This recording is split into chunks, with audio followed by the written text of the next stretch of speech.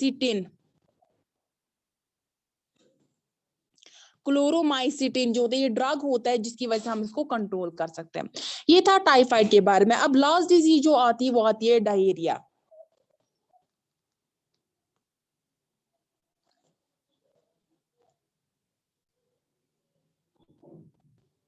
ठीक है, डायरिया ये डिजीज जो होती है ये भी इंटेस्टाइनल इन्फेक्शन का होता है जिसकी वजह से, और इसमें फूड पॉइजनिंग भी होती है। अब अगर हम देखेंगे डायरिया जो होता है ये बेसिकली इसमें क्या होता है, इसमें एक डिस्चार्ज जो निकलता है वो या तो सेमी सॉलिड निकलता है या फ्लूइड फेसेस निकलते हैं। ठीक है, जो फेसेस होते हैं, जो भी स्टूल वगैरह होता है वो कैसा होता है, वो सेमी सॉलिड होता है या वो फ्लूइड टाइप का होता है। इसके बावजूद क्या क्या आता है, इसमें आता है लॉस ऑफ एपेटाइट यानी भूख की कमी होती है इसमें, नौशिया, वॉमिटिंग। नौशिया क्या होता है, जब भी आपको वॉमिटिंग होती है उससे पहले जो स्टमक में होता है उसको हम नौशिया बोलते हैं। इसके बावजूद वॉमिटिंग होती है, या इसमें बोरी गम्स होते हैं। इसका मतलब क्या होता है कि एक गर्गलिंग नॉइज आ जाती है, किससे, एलिमेंट्री कैनाल जो है आपका, वहां पे कुछ गैसेस की मूवमेंट होती है, वो जो गर्गलिंग नॉइज आती है वो हो सकता है, या एब्डोमिनल क्रैम्प्स, अचानक से कुछ पेन के झटके लगते हैं एब्डोमेन में। ठीक है, और इसके बावजूद अगर हम देखेंगे ब्लड भी आ सकता है, किसके साथ, स्टूल के साथ आ सकता है डायरिया में। ठीक, ये अगर हम देखेंगे जो डायरिया ये किसकी वजह से स्प्रेड होता है, जो कंटामिनेटेड फूड होता है, वाटर होता है, ड्रिंक्स होते हैं, या गंदे हाथ अगर होंगे, क्लोथ्स की वजह से, बेड शीट्स जो होते हैं या यूटेंसिल्स जो होते हैं अगर गंदे वगैरह होंगे उसकी वजह से। मेनली जो होता है ये किन की वजह से होते हैं, बैक्टीरिया की वजह से होता है। एस्चेरिचिया कोलाई उसको हम बोलते हैं, ई कोलाई भी हम इसको बोलते हैं, कोलाई। ठीक है, इसकी वजह से, या एक और क्लोस्ट्रिडियम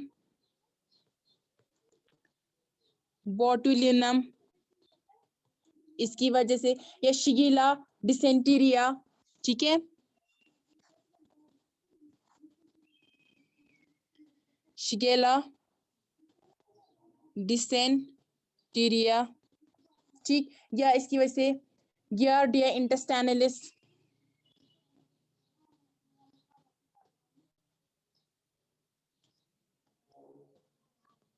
ये बैक्टीरिया है जिनकी वजह से क्या होता है, डायरिया हो जाता है। ठीक, या कुछ वायरसेस की वजह से भी होता है, और निमेटोड जो होता है, एस्कैरिस जो होता है, ठीक है, जो पाया जाता है, आपको पता है एस्कैरिस भी पाया जाता है हमारे अंदर, तो उसमें वो एक निमेटोड होता है, उसकी वजह से भी क्या होता है, डायरिया होता है। अब सिम्टम्स क्या क्या है, लूज मोशन है, वॉमिटिंग होती है, ठीक है, जिसके से डिहाइड्रेशन होती है। डिहाइड्रेशन क्या होता है, डिहाइड्रेशन होता है जब हमारी बॉडी से वाटर जो होता है वो लॉस होता है, बॉडी टिश्यू से जब वाटर लॉस होता है उसकी वजह से क्या होता है, डिहाइड्रेशन की वजह से एक इंसान जो है वो डेंजरसली बीमार पड़ सकता है एक छोटे से टाइम पीरियड में।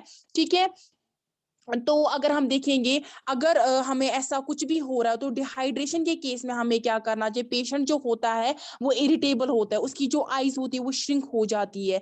ठीक है, या इसके बावजूद इसकी जो टंग होती है और जो इनर साइड होता है चीक्स का वो ड्राई हो जाता है, सडन वेट लॉस हो जाता है। ठीक है, और फीवर भी आ सकता है इसकी वजह से। तो इसके लिए हमें क्या करना चाहिए, डिहाइड्रेशन को प्रिवेंट करने के लिए हमें क्या करना चाहिए, हमें ज्यादा से ज्यादा पानी पीना चाहिए। ठीक है, तो ये था आपकी डिजीजेस के बारे में। तो इसी के साथ जो आपका ये वाला चैप्टर जो है ये भी खत्म होता है। ठीक है, अगर किसी को भी कोई कंफ्यूजन होगा इस चैप्टर में, इस यूनिट में किसी को भी कोई कंफ्यूजन होगा, आप क्या करोगे, आप व्हाट्सएप ग्रुप पे मैसेज करोगे। ठीक है, वहां पे मैं आपका जो डाउट है वो क्लियर करूंगी, चाहे कोई भी डाउट होगा आप मैसेज करना और आपका जो डाउट है क्लियर होगा। और एक बात आप क्या करना, आप इन डिजीजेस का एक टेबल बनाना। ठीक है, टेबल पे आप लिखना, एक साइड पे एक कॉलम बनाना, पहले ऊपर लिखना डिजीज का नाम क्या है, लिखा यहाँ पे, उसके बाद डिजीज के नाम के बाद आप लिखना कि हम इसको ये कैसे स्प्रेड होता है, स्प्रेड कैसे होता है। ठीक है, उसकी वजह से जैसे कंटामिनेटेड फूड या किसी और की वजह से भी होता है। उसके बाद आप लिखोगे ये किस बैक्टीरिया की वजह से होता है, प्रोटोजोआ की वजह से, वायरस की वजह से होता है, उसका नाम आप यहाँ पे लिखोगे। उसके बाद आप एक और कॉलम बनाओगे जिसके बाद आप उसमें लिखोगे सिम्टम्स क्या क्या है इस डिजीज के। ठीक है, सिम्टम्स के बाद आप क्या लिखोगे, हम इसको कंट्रोल कैसे कर सकते हैं, ड्रग क्या हम यूज कर सकते हैं इससे, वैक्सीन क्या हम यूज कर सकते हैं प्रिवेंशन के लिए। ठीक, इससे क्या होगा, आपको ये डिजीजेस याद रहेंगी उससे, ठीक है। आप आज ये टेबल बनाओगे, इसमें ज्यादा टाइम नहीं लगेगा आपको, और आपको रिवीजन भी होगा, याद भी रहेगा, ठीक है। ठीक है, यस मैम। अब देखो, जी अब मैम। आपका जो नेक्स्ट चैप्टर है वो है नेचुरल रिसोर्सेस। क्या है? Natural resources. अब देखो जी, नेचुरल रिसोर्स दे, इसमें सबसे पहले आता है आपका एनवायरनमेंट का कंसेप्ट। एनवायरनमेंट क्या होता है, ठीक है। अगर हम एनवायरनमेंट की बात करेंगे, इसका मतलब क्या होता है, सराउंडिंग। हम सिंपली बोलेंगे सराउंडिंग, यानी जो भी आपके आसपास, जो भी आपको सराउंड करता है, वो एनवायरनमेंट आ जाता है। इसमें क्या क्या आता है, कोई भी फिजिकल हो या कोई भी दूसरे ऑर्गेनिजम्स हो सकते हैं। फिजिकल मतलब जो भी कोई नॉन लिविंग आएगा, या इसमें लिविंग भी आ सकते हैं, ठीक है। जिनको हम बोलते हैं एबायोटिक एंड बायोटिक बोलते हैं, ठीक है। क्या होते हैं एबायोटिक? एनवायरनमेंट में हमें दो तरह के आते हैं। एक आता है हमारे पास एबायोटिक, ठीक। एबायोटिक को हम बोलते हैं फिजिकल भी बोलते हैं, या इसके बावजूद क्या होता है, इसके बावजूद हम इनको बोलते हैं जो भी नॉन लिविंग होते हैं, ठीक है। आपके आसपास क्या क्या है नॉन लिविंग, आप खुद ही अंदाजा लगाओ। आपके आसपास एयर है, आपके आसपास सॉइल है नॉन लिविंग, ठीक है। और क्या क्या है आपके आसपास, वाटर है, लाइट है, या टेम्परेचर जो होता है। ये सारे किस में आते हैं, ये सारे आते हैं एबायोटिक, फिजिकल, या जिनको हम नॉन लिविंग बोलते हैं। और दूसरा जो कंपोनेंट आता है वो आता है बायोटिक कंपोनेंट, ठीक है। बायोटिक कंपोनेंट जो होते हैं उसमें सारे लिविंग आते हैं। लिविंग क्या क्या है आपके आसपास, अगर आप देखोगे बायोटिक,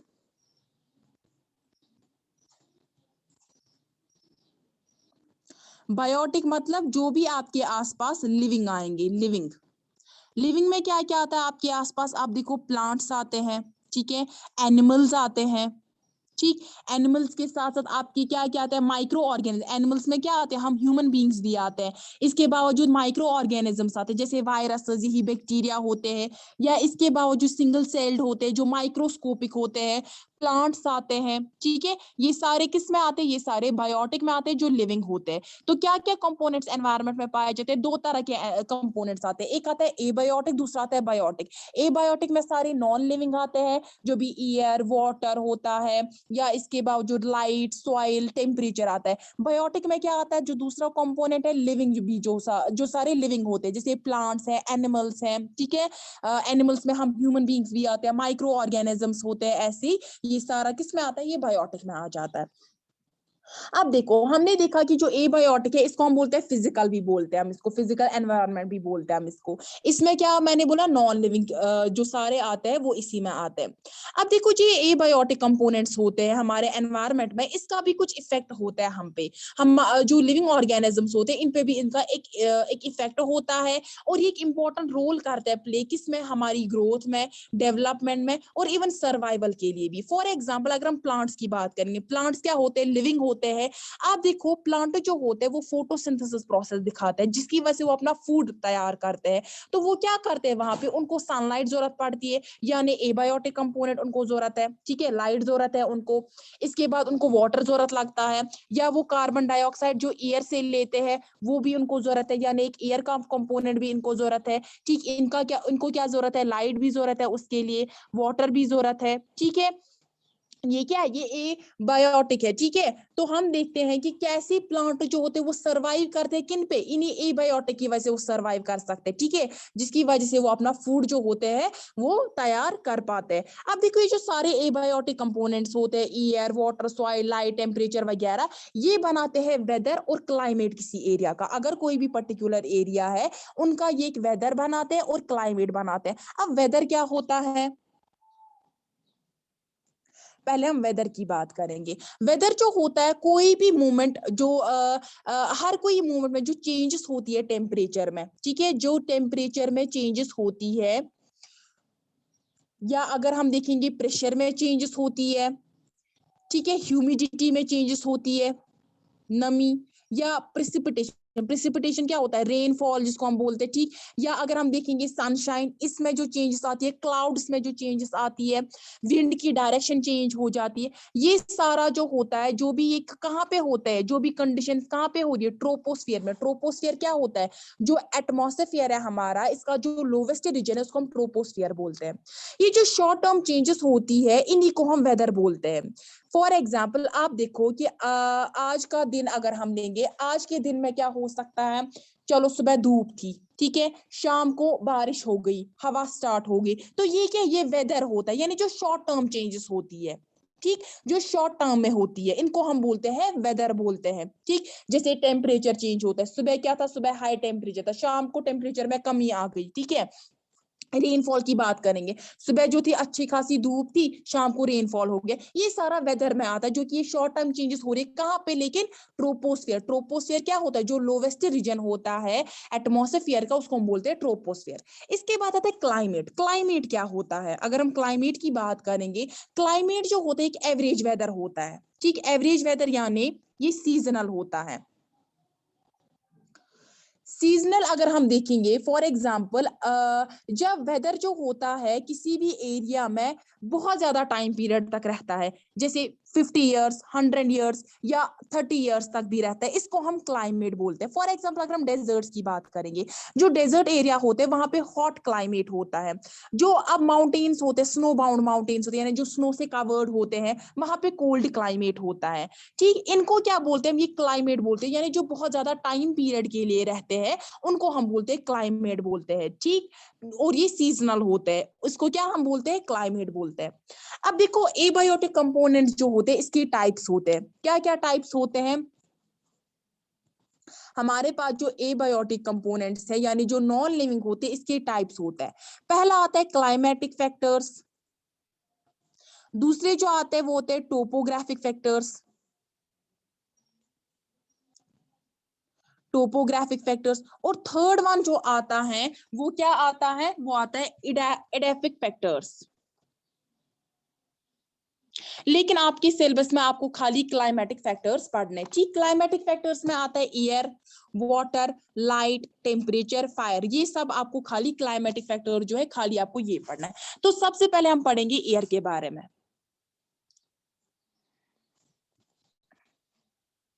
एयर के बारे में देखो, अगर हम देखेंगे जो हमारा सराउंडिंग होता है, यानी जो अर्थ का सराउंडिंग होता है, उसमें बहुत सारे गैसेस होते हैं जिसको हम एटमॉस्फेयर बोलते हैं, ठीक। एटमॉस्फेयर क्या करता है, जो भी सनलाइट आ रही होती है अर्थ तक उसको वो फिल्टर करता है, ठीक है। और उसके बाद अगर हम देखेंगे जो एटमॉस्फेयर होता है ये 5 लेयर्स में डिवाइड है। क्या क्या है, एक आती है ट्रोपोस्फियर। ट्रोपोस्फियर जो होता है ये नीचे वाला होता है, ठीक है। ट्रोपोस्फियर के बाद आता है स्ट्रेटोस्फियर जो उसके ऊपर आता है, उसके बाद आता है मीजोस्फियर, मीजोस्फियर, इसके बाद आता है आयोनोस्फेयर,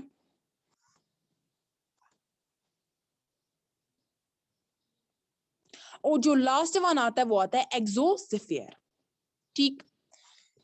क्या मैंने बोला, 5 लेयर्स आती है एटमॉस्फेयर की, ठीक है। पहले नीचे वाली ट्रोपोस्फियर, उसके बाद स्ट्रेटोस्फियर, ऊपर मीजोस्फियर, उसके बाद आती है आयोनोस्फियर, और लास्ट वन जो सबसे ज्यादा ऊपर होती है वो होती है एक्सोस्फियर। अब देखो जो ये ट्रोपोस्फियर होता है, जो लोवेस्ट रीजन होता है एटमॉस्फेयर का, इसी में एयर होता है, ठीक। किसमें एयर होता है, जो ये ट्रोपोस्फियर होता है इसी में एयर प्रेजेंट होता है। क्या होता है, इसमें एयर प्रेजेंट होता है, और ये एक्सटेंड कहां से होता है, अर्थ से 8 से लेकर 20 किलोमीटर तक आ जाता है, ट्रोपोस्फियर आ जाता है। बहुत सारे जो क्लाइमेटिक इवेंट्स होते हैं, जैसे क्लाउड्स बनते हैं, लाइटनिंग आ जाती है, थंडरिंग हो जाती है, ये सारा किस में होता है, ये सारा ट्रोपोस्फियर में होता है। और एयर भी कहाँ पे होता है, इसी में प्रेजेंट होता है। अब देखो हमें पता है, हमें एयर जो है, ह्यूमन बींग्स जो होते हैं, जो सारे बायोटा होता है, बायोटा मतलब जो सारे बायोटिक कंपोनेंट्स होते हैं, यानी जो सारे बायोटिक कंपोनेंट्स में आते हैं, जो सारे लिविंग होते हैं, उनको कौन सराउंड करता है, एयर। एयर क्या होता है, एयर जो होता है ये मिक्सचर होता है गैसेस का। कौन से गैसेस, अगर हम एयर की बात करेंगे, एयर क्या होता है, एयर एक मिक्सचर होता है गैसेस में, किन गैसेस का, नाइट्रोजन, ठीक, इसके बावजूद ऑक्सीजन और कार्बन डाइऑक्साइड। इसके बावजूद एयर में क्या होता है, एयर में इसके बावजूद मॉइस्चर भी होता है, यानी वाटर वेपर्स भी होते हैं, वाटर वेपर्स भी होते हैं, ठीक है, या होते हैं डस्ट पार्टिकल्स, ठीक है, डस्ट पार्टिकल्स भी किस में आते हैं, ये एयर में आ जाते हैं। हमें पता है ऑक्सीजन जो होता है वो हमें जरूरत पड़ता है, लिविंग बींग्स को जरूरत पड़ता है, किसके लिए, रेस्पायरेशन के लिए। या आप लोगों ने कंबशन प्रोसेस पढ़ा होगा ना, जहाँ पे बर्निंग होती है मटेरियल्स की, वहां पे किसका काम लगता है, ऑक्सीजन का काम लगता है, ठीक है, ऑक्सीजन जरूरत पड़ता है। अब देखो एयर जो होता है वहां पे 20% होता है ऑक्सीजन, कितना होता है एयर में, एयर में अब अराउंड 20% होता है ऑक्सीजन।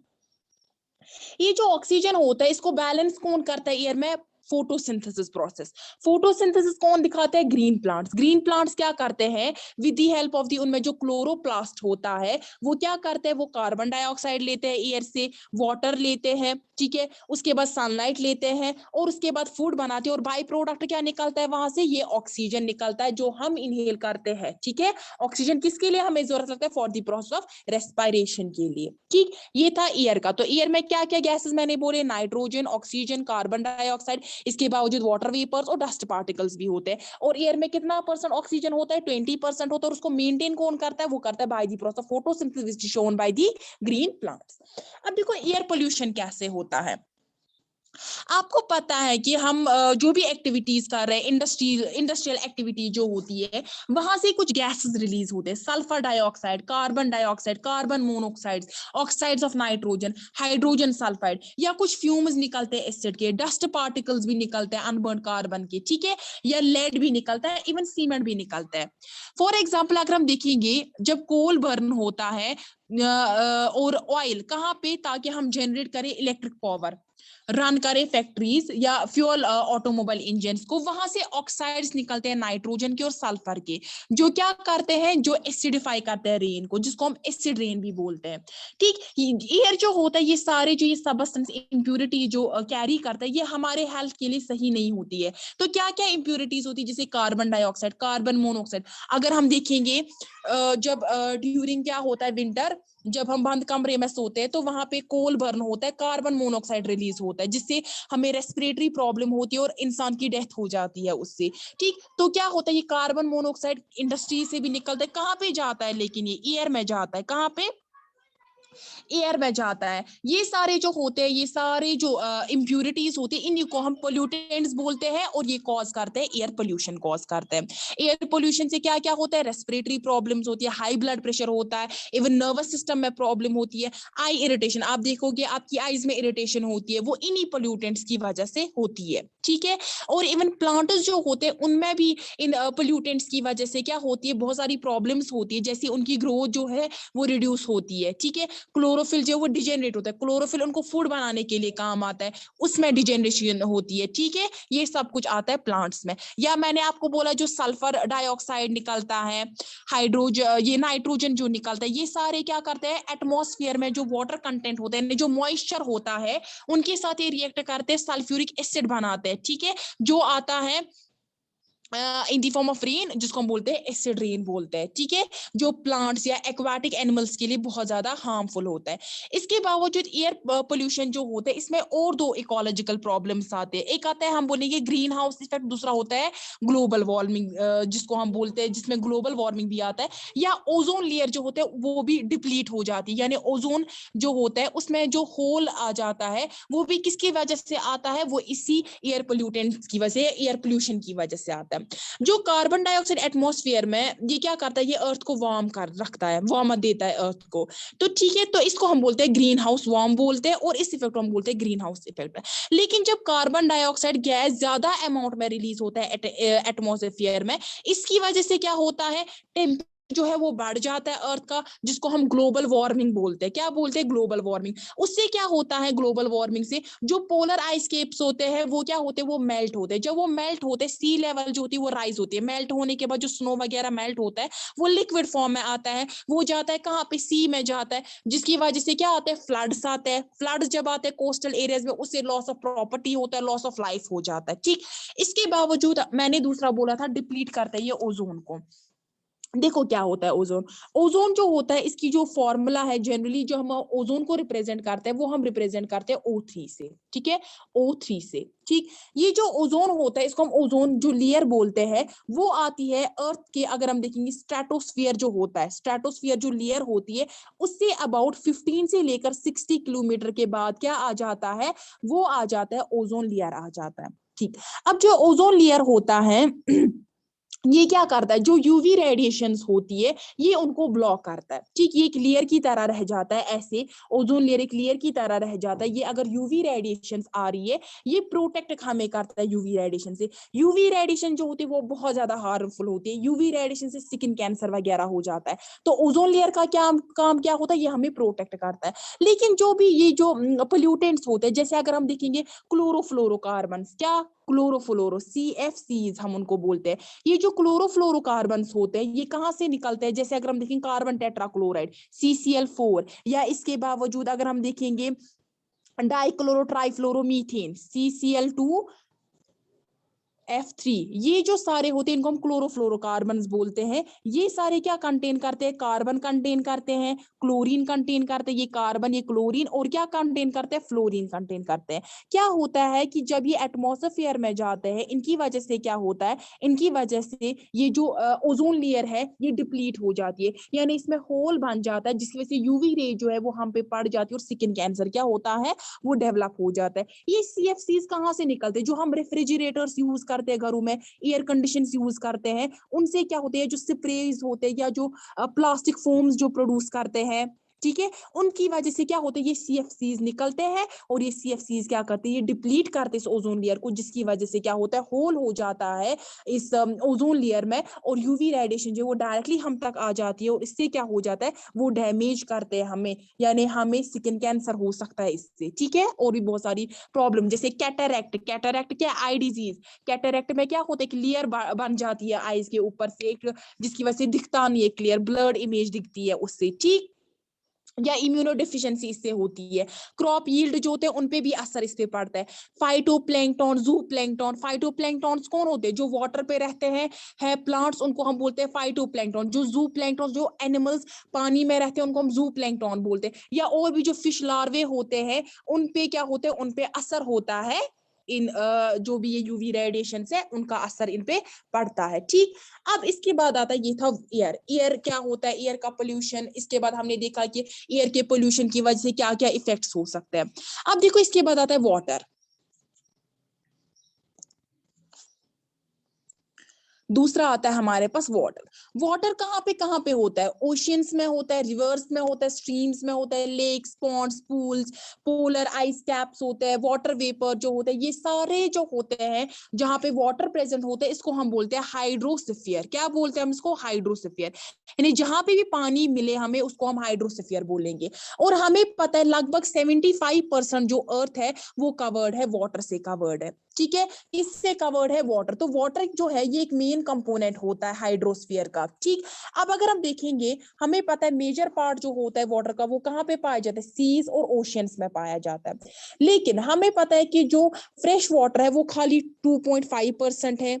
देखो 75% तो है वाटर, लेकिन उसमें से फ्रेश वाटर कितना है, 2.5% ही है उसमें वाटर, ठीक है। और उस 2.5 में क्या है, उसमें जो है वो फ्रोजन है, कहाँ पे, ग्लेशियर्स में, जैसे ग्लेशियल आइस अगर हम देखेंगे। और खाली क्या बचता है, खाली उसमें से भी 0.5% बचता है जो हमें पानी पीने के लिए अवेलेबल है। अब देखो 75% वाटर तो है प्रेजेंट अर्थ पे, लेकिन खाली 0.5% जो है वो पानी अवेलेबल है पानी पीने के लिए, ठीक। वाटर जो है ये एक नेचुरल रिसोर्स है हमें पता है। और वाटर किस किस फॉर्म में रहता है, सॉलिड फॉर्म में जैसे स्नो के फॉर्म में, या लिक्विड फॉर्म में वाटर, या गैशियस फॉर्म में भी होते हैं वाटर वेपर जो प्रेजेंट होते हैं, ठीक है, ये सारे प्रेजेंट होते हैं। और वाटर हमें किस लिए यूज लगता है, ड्रिंकिंग के लिए, यूटेंसिल्स को वॉश करने के लिए, क्लोथ्स को वॉश करने के लिए, इरिगेशन के लिए भी हमें यूज लगता है, या बहुत सारी जो इंडस्ट्रीज होती है वहां पे भी पानी का इस्तेमाल होता है।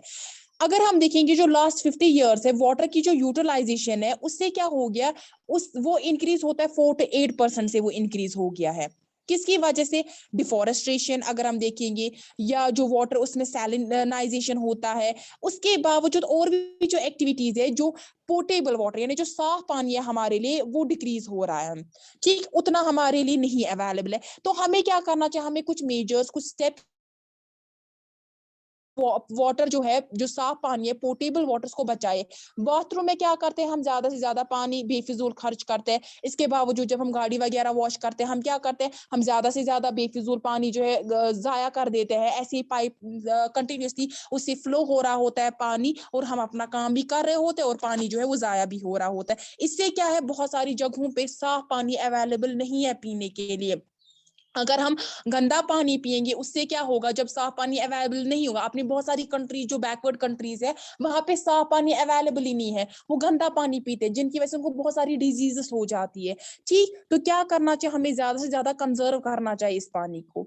अब देखो, हमें पता है ये पानी कहाँ से आता है, ये सारा पानी रेन से आ जाता है, ठीक है। वाटर बॉडी जब हीट होती है, रेन आता कहाँ से? जब वाटर बॉडीज हीट होती है। वाटर बॉडीज कौन से है? ये लेक्स, रिवर, जो भी ओशंस वगैरह, इनको वाटर बॉडीज बोलते हैं। जब क्या होता है, जब ये हीट होती है डे के टाइम, तो वहां पे वाटर इवेपोरेट होता है और एयर में जाता है। कुछ अमाउंट ऑफ वाटर वेपर जो होता है एटमॉस्फेयर में भी होता है। किसकी वजह से? जो प्लांट्स में ट्रांसपायरेशन होती है, वहां से भी वाटर निकलता है, ठीक। अब देखो, जब ये एयर हीट हो जाता है, ये ऊपर चला जाता है और वाटर वेपर को कैरी करता है अपने साथ। जैसे ही ऊपर हो जाता है, ये एक्सपैंड हो जाता है और कूल करना स्टार्ट करता है। कूलिंग की वजह से जो वाटर वेपर होते हैं एयर में, वो कंडेंस होते हैं और वो टाइनी ड्रॉपलेट्स बनते हैं, ठीक। इस प्रोसेस से क्या होता है? उसको बोलते हैं कंडेंसेशन प्रोसेस। लेकिन क्या होता है, जो टाइनी ड्रॉपलेट्स होती है, सराउंड करते हैं एक न्यूक्लियस को। वो न्यूक्लियस क्या होता है? वो डस्ट पार्टिकल होता है नॉर्मल, या कोई भी दूसरा सस्पेंडेड पार्टिकल होता है, उसके अराउंड ये क्या करते हैं? ये सराउंड करते हैं टाइनी ड्रॉपलेट। और जैसे ये बड़े हो जाते हैं, बिगर हो जाते हैं वाटर ड्रॉपलेट, तो ये आते हैं in the form of rain, आ जाते हैं हमारे पास। तो रेन कैसे आती है? जो भी वाटर बॉडीज है, हीट होती है, ऊपर जाता है वाटर वेपर, फिर एयर के साथ हो जाता है, ठीक। या प्लांट्स में ट्रांसपायरेशन होती है, वहां से वाटर वेपर जो आते हैं वो भी एयर के साथ जाता है। एयर फिर हॉट होने के बाद ऊपर जाता है, वहां पे एक्सपांड होता है, कूल होता है, जिसको हम कंडेंसेशन प्रोसेस बोलते हैं। कंडेंस होने के बाद क्या होता है? वो जो टाइनी ड्रॉपलेट्स होते हैं वाटर के, वो सराउंड करते हैं एक न्यूक्लियस को। न्यूक्लियस क्या होता है? वो डस्ट पार्टिकल होता है। और उसके बाद जब वो बड़े हो जाते हैं वो ड्रॉपलेट्स, वो आते हैं in the form of rain, ठीक है। किस फॉर्म में आते हैं वो? रेन के फॉर्म में। समझ आया? समझ आया सबको? Yes, ma'am.